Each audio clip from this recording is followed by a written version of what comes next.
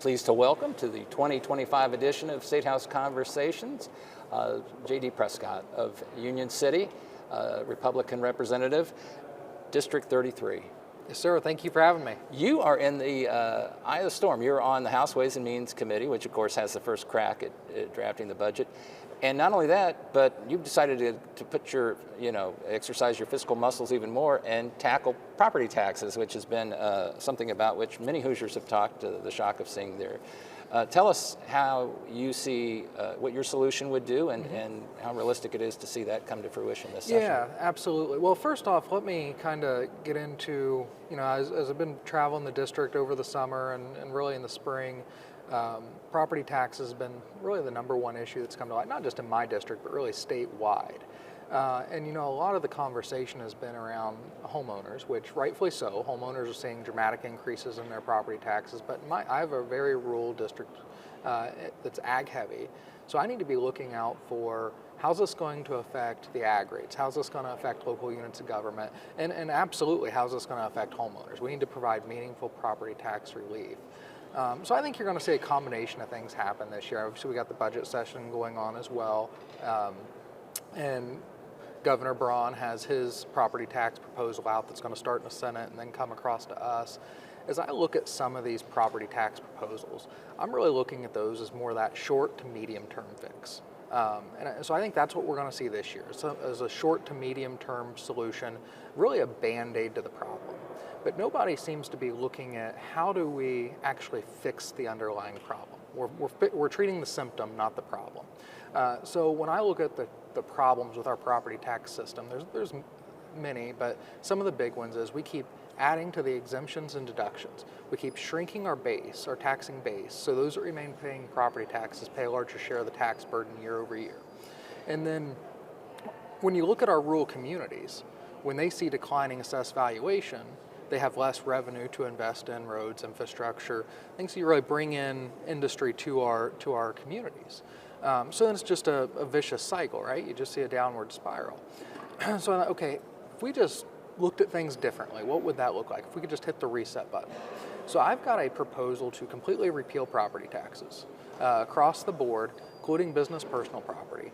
It would eliminate the assessor's office in all 92 counties, including township assessors. It would end TIF districts and referenda.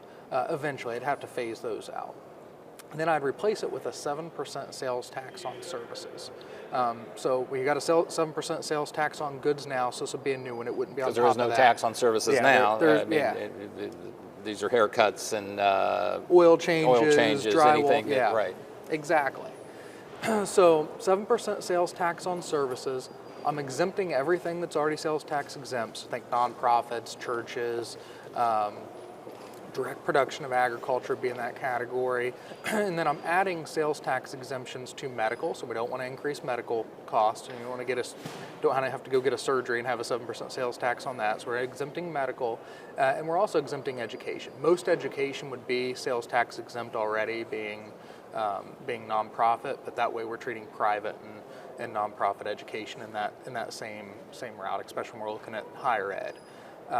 And even with those exemptions, would that still, I'm sure you've had run the numbers, had LSA run the numbers, and that's enough to offset essentially what is now being raised through property tax? It is, and let me give one even better. Not only is it enough to replace the net levies, it's also enough to replace the circuit breaker losses. So you'd actually see increases to local units of government on their funding. So in 2027, we're looking at bringing in $11.3 billion in property tax revenue if we don't change anything. And that's statewide. Not a single penny goes to the state. It all goes to local. And that's something that's often misunderstood. You may decide how much people pay and essentially do the collecting, but it all goes to local. It all goes to, and we set the rules. Just to be fair to local units of government, we do set the rules that they have to live within too. So, but yeah, $11.3 billion. If we replace with this 7% sales tax on services with the exemptions that I mentioned, we'd be bringing in between 13.6 and 15.2 billion would be the estimated revenue on that. So, and I've actually got a memorandum that has a school run, county by county, city by city report to show that this, not only does this replace the net levies for all the local units of government. It also replaces the circuit breaker losses. Now the distribution side of this is important too.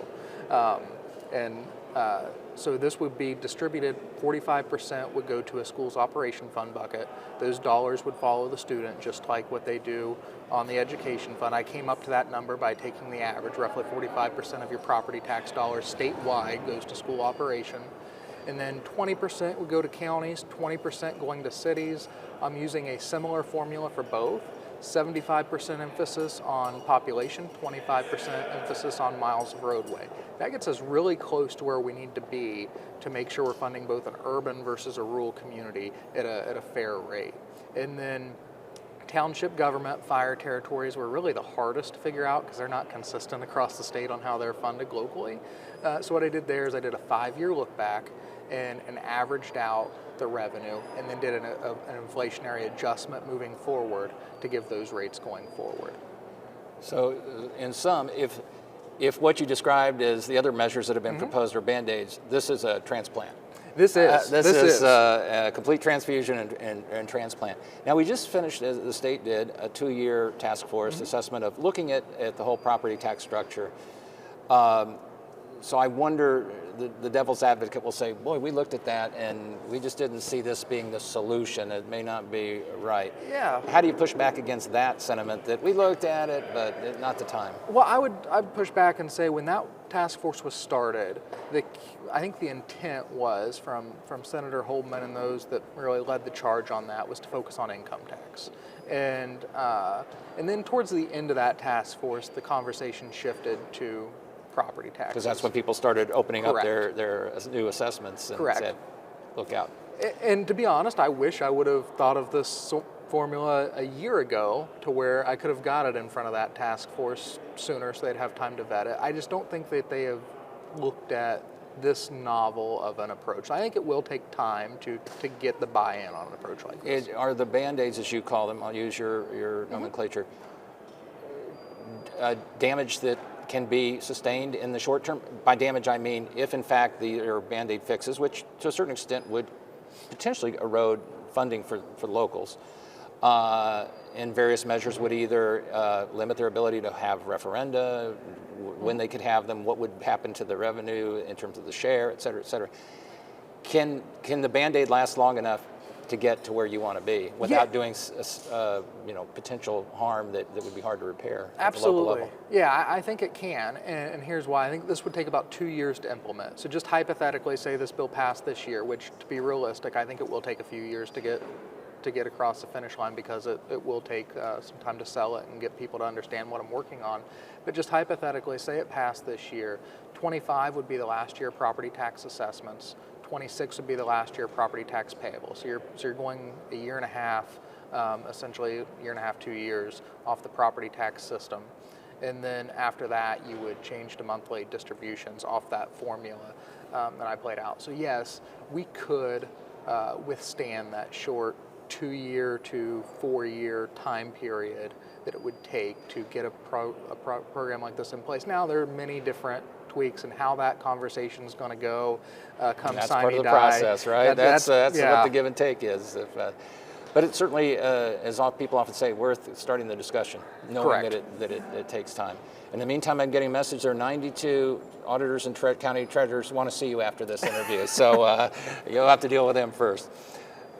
No one can say you didn't have a vision for dramatic change in our tax structure. No one can fault you and say you didn't aim high. So it'll be interesting to see how the General Assembly, you and your colleagues, deal with this and the budget overall this session, but we will be closely watching. J.D. Prescott, Union City, Republican Representative, District 33, I thank you for coming and spending some time and sharing your vision about how to change property taxes and whatnot. I applaud your commitment to the state of Indiana and to public service. Thank you. A lot of people talk about it. Only 150 people do it day in and day out. We applaud you. Thank you. I appreciate your time. I appreciate you as well. Thank you.